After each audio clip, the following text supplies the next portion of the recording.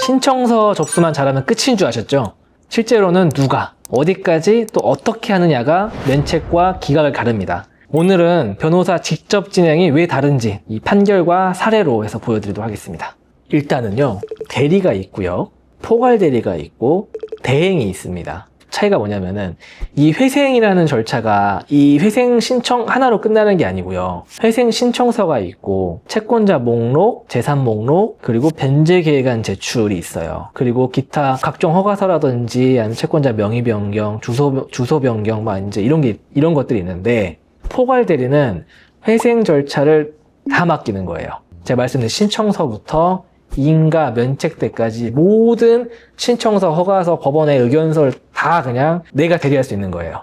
대리는 이제 법무사들이 하는 대리는 신청서 접수할 때 대리인 위임장 넣고 채권자 목록 제출할 때 위임장 넣고 모든 서류 하나마다 개별적인 위임장이 들어가야 되는 거예요. 이 사건을 위임받아서 진행해주는 변호사나 법무사의 법률적 의견, 법률적인 판단으로 인해서 진행되는 건데 대행은 법률적 판단 이런 게 없습니다.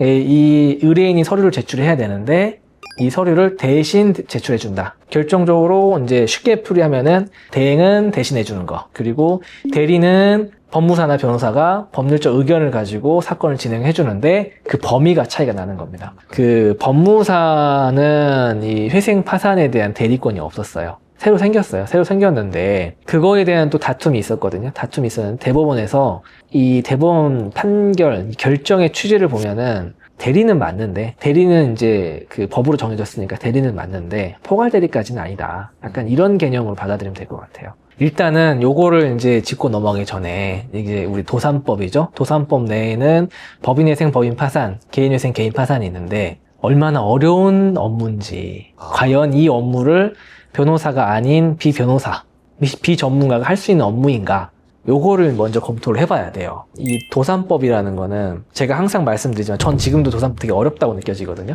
그리고 제 주변에도 어렵다고 얘기를 해요. 저는 법인회생, 법인파산도 뭐 수백 건 해봤고 개인회생, 개인파산 셀 수 없을 만큼 많이 해봤는데 지금도 어렵습니다. 근데 이제 주변의 이제 시선들이 법인회생, 법인파산은 어렵다 그래요.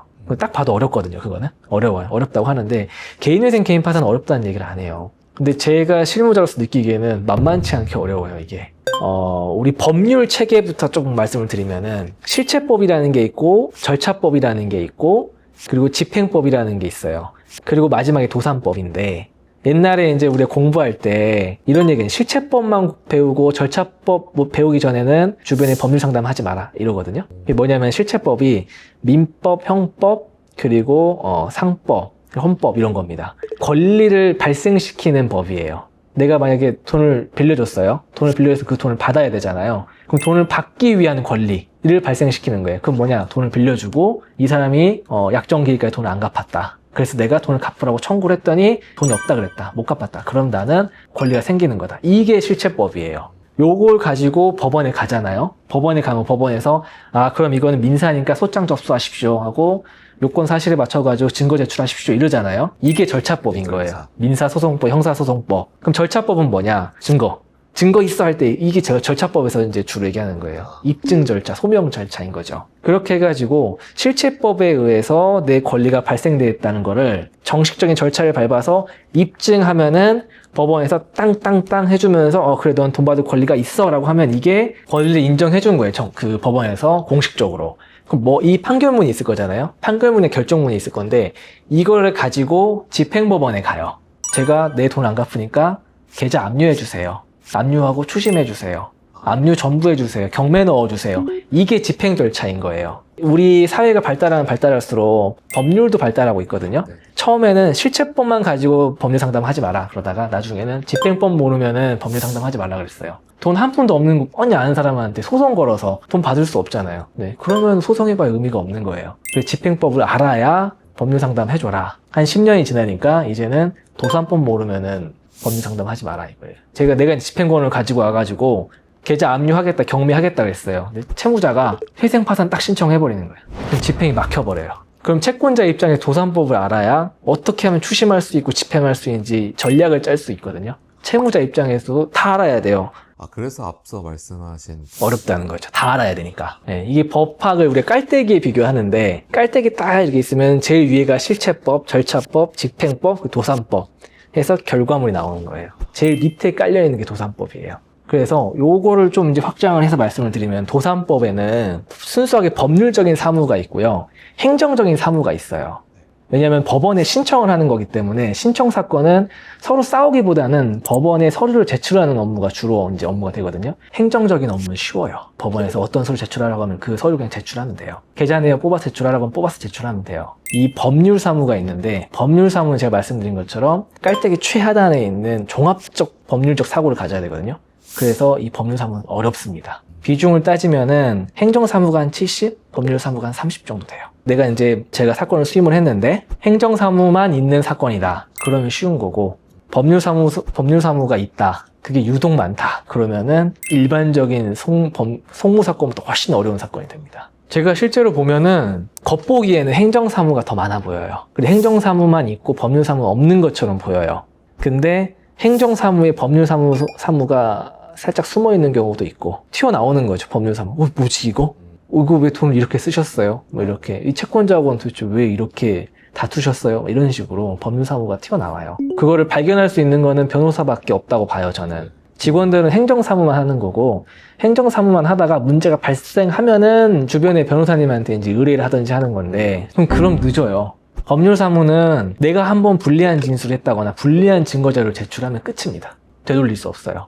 행정사무인지 알고 불리한 증거 자료를 나도 모르게 제출했다가 문제가 생겨가지고 갖고 오면 그때는 되돌릴 수 없는 거죠. 법률사무는 하나라도 실수하면 안 돼요. 실수하면 되돌릴 수 없어요. 그래서 만약에 의뢰인이 서류를 보내줬어요. 그러면 서류를 그냥 기계적으로 제출하는 건 제가 처음에 말씀 대행이죠, 이거는. 이 서류를 다 검토해가지고 의뢰인이 제출하는 서류가 법률적으로 문제가 없는지를 봐야 되는 거예요. 법률적으로 문제가 없으면 제출하고 법률적으로 문제가 있을 것 같으면은 다시 의뢰인한테 연락을 해야 되는 거죠. 이 제출하신 서류를 이런 식으로 제출하면 문제가 생길 것 같습니다. 어떤 법률적 문제가 생기는데 여기에 대한 해결책을 주든지 해결책이 없다면 적어도 리스크를 고지할 줄 알아야죠. 제가 말씀드린 건 전문적인 분야고 이 사건을 보는 태도의 문제라고 해야 될까? 자세 같은 거 좀 다르긴 해요. 제가 지금까지 같이 사건을 진행했던 변호사님들은 우리는 그거예요. 의뢰인의 변제금을 깎아주는 게 우리한테는 승소하는 거예요. 인간은 뭐 당연히 나온다 생각을 하는 거고요. 10만 원, 20만 원 깎는 거 진짜 내가 이걸 이기겠다 생각하면서 하는 거하고 법원에서 20만 원, 30만 원 변제금 늘리세요 하면은 그냥 기계적으로 의뢰인한테 알리고 변제금 늘리겠습니다라고 하는 거하고 다르죠. 그리고 이제 소위 말하는 사무장펌이죠. 변호사가 없이 이제 변호사의 명의만 빌려가지고 직원들이 처리하는 그런 로펌을 이제 사무장펌이라고 하는데요. 이 개인위생 사건을 하는 서류 직원들이 있는데 이 서류 직원들한테 입사하면 바로 사건이 배당이 돼요. 입사해가지고 딱 처음 온 사람이 회생 사건을 진행을 하는 거예요. 진행하면서 배워 나가는 거예요. 이 사람은 특별한 지식이 다거나 전문적인 자격증이 있다는 게 아니고 그냥 내 옆에 있는 사람이 그냥 내 회생사건 진행해 주는 겁니다. 직원 입장에서 저도 이게 참 문제라고 생각하는데 직원 입장에서 나는 법률사무 배우고 싶다. 로펌에서 일해보고 싶다라고 온 사람이에요. 온 사람인데 갑자기 사건 하나 딱 배당을 해주면서 이 회생사건이 네가 알아서 해 라고 하면은 직원은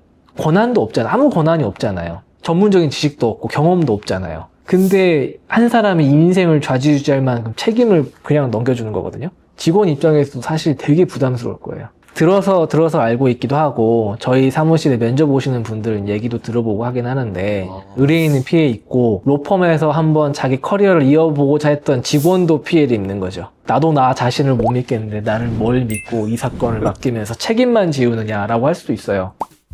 그냥 처음부터 왔으면 좋겠는데 법무사가 사건을 다 직접 진행했으면 괜찮아요. 법무사 사무실에 있는 사무장이 사건을 진행했겠죠. 그래서 봤는데 법원에서는 4천만 원 배우자 준 거 다시 반환하라. 재산을 넘기잖아요. 넘겼는데 만약에 채권자가 강제집행이 들어올 것 같을 때 넘겼어요. 그럼 이것도 형사처벌입니다. 강제집행 면탈죄라고 해가지고 형사처벌 돼요.